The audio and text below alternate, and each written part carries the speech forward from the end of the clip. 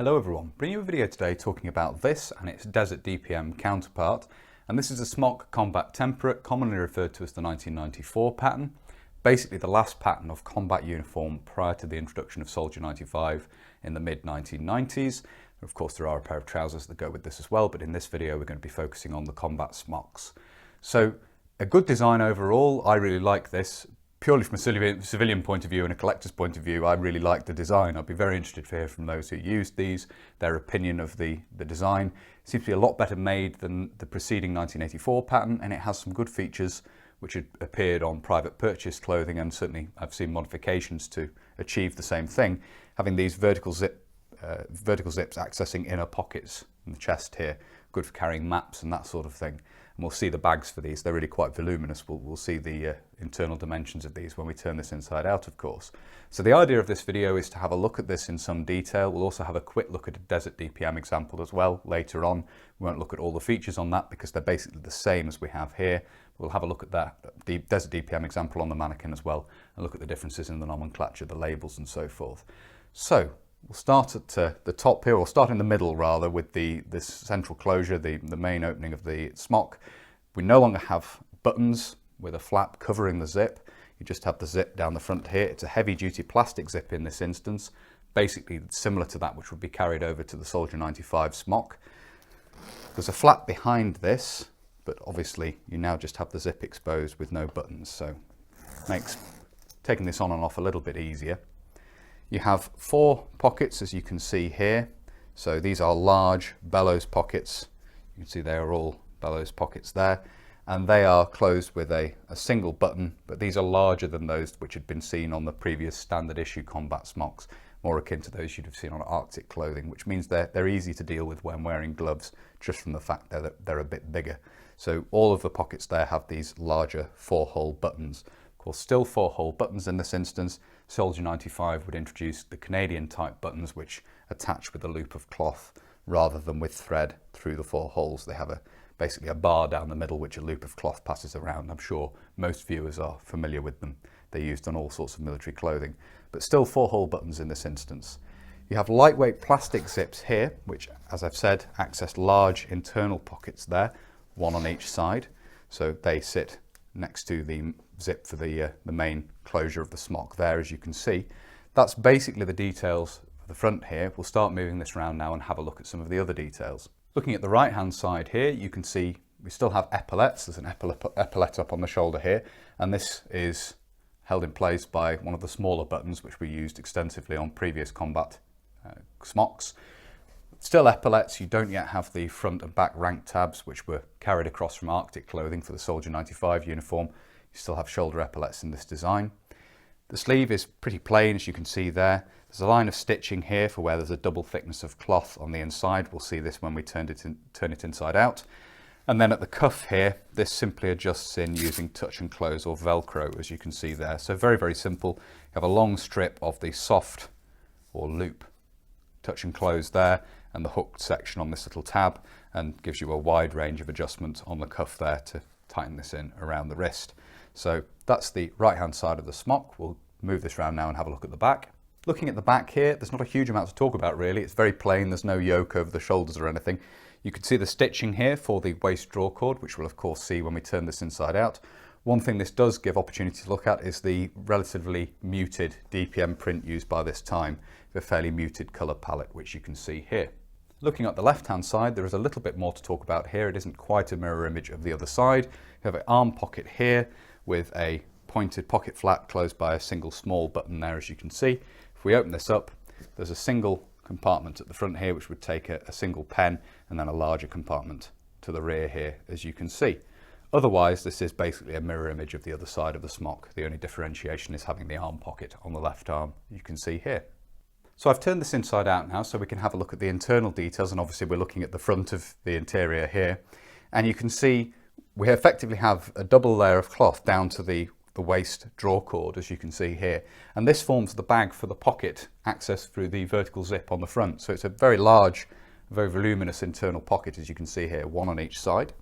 The lower part of this double layer of cloth forms the channel for the waist draw cord, which you can see here, and we'll see that it adjusts in at the side. We'll see that in just a moment.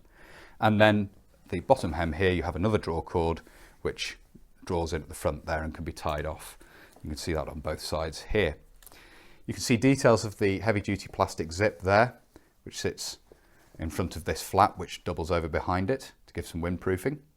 And then stitched onto this lower down, you can see there are two spare buttons. You have a small one here for the epaulette, the arm pockets, and then you have this large one here for the front pockets. So two spare buttons provided there as part of the design. A nice feature, and it's nice that they're both still there. They do tend to still be there, so presumably losing buttons off these wasn't too much of a problem. I've seen quite a few examples of these come up for sale, and most of them still have the buttons on the inside stitched in place, ready for use. Looking at the right hand side of the internals here, of course this would be the left arm if it was worn the right way out. You can see the stitching for the arm pocket there. You can see that double layer of cloth at the top of the arm, which I mentioned, and if I lift this up, you can see that just runs from seam to seam. You can see that there. You can also see on the arm pocket here, a pen has been stored in there and has gone at some point. There's a nice big blob of ink there. That's a problem with the Desert DPM Smock as well. There's an ink stain, unfortunately, but such is life. With the arm up out of the way, you can see the waist draw cord here. It draws in at each side, so there are two ends on the other side as well. It can be drawn in, tied off and left adjusted for the wearer, which is a good idea. Having waist cords which adjust in this way is an excellent way of doing things. It means you can adjust the garment in and leave it tied off for the next time you wear it. Another detail to look at here is the internal detail of the cuff there. You can see the cloth is just doubled over to form this cuff band on the inside where the adjustment draws this in around the wrist. So it's just doubled back on itself to finish off the cuff there, as you can see. Looking at the back of this, there's a little bit more to talk about. You can see there is a double layer of cloth over the shoulders here, which is loose at the bottom. It's stitched in around the shoulder seam here and then up to the collar there, but it's loose here, as you can see. We have the label, which we'll look at in just a moment. You can see we have a hanging tab in the collar here, and then lower down we have a poacher's pocket, which is a feature which was carried across from previous combat smock designs. Secures with two of the smaller buttons here, as you can see. Of course, the smock could be rolled into this and packed away if required. Looking back at the label here, we'll get a close-up of this now and have a look at the details of the nomenclature and so forth. And you can see this reads Smock Combat Temperate DPM. It's a bit faded, but I think that's clear enough to see. You can see the NATO stock number underneath that, the NATO size followed by the British metric size, the contract number, a place to write name and number, and then beneath that you have the care instructions, of course.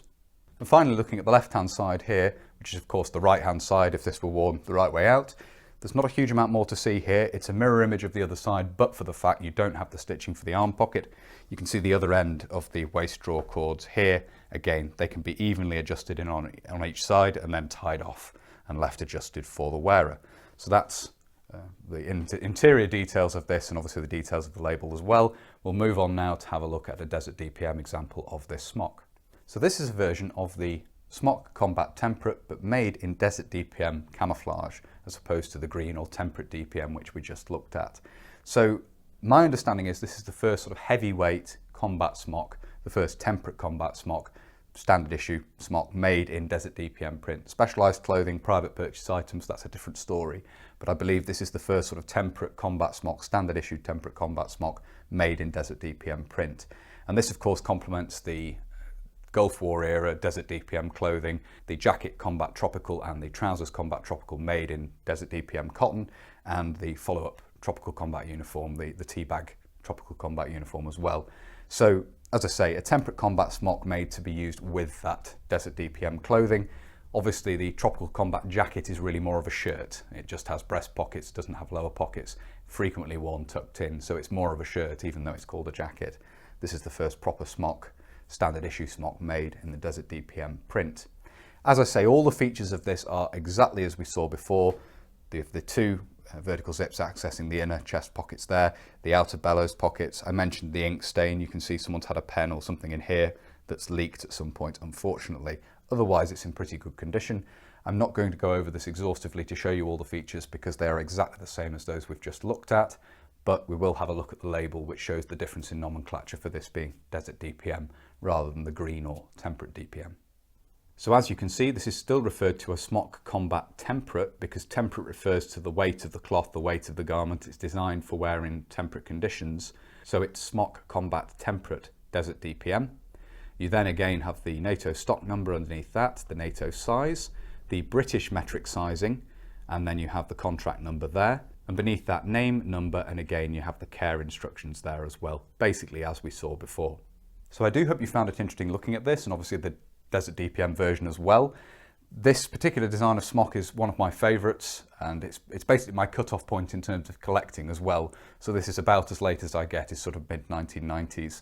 Anything beyond that, not of particular interest, and I don't really know why, that just seems to be the case.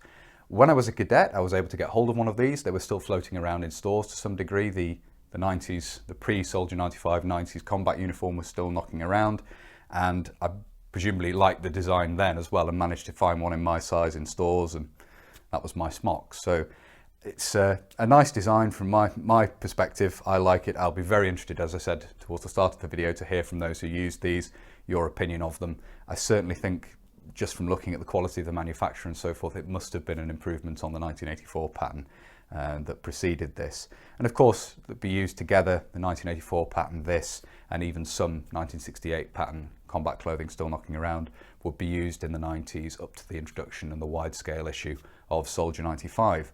So it's an interesting design in that regard. The last design that really precedes Soldier 95 pattern, introduced of course from the mid-1990s onwards. So I do hope you found it interesting looking at this. If you have and you'd like to see more of this sort of thing, please do consider subscribing to the channel if you haven't already. And whether you're newly subscribing or you've previously subscribed, please do make sure you hit the little bell, the notification button down below.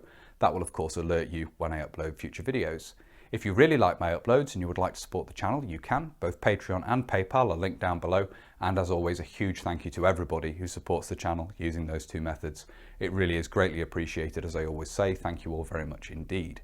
If you'd like to follow the channel on social media, you can. Facebook, Instagram and Twitter are all linked down below. And if you'd like to get in touch but you don't really use social media, there is of course an email address down below as well. That's everything for this video. So until next time, bye for now.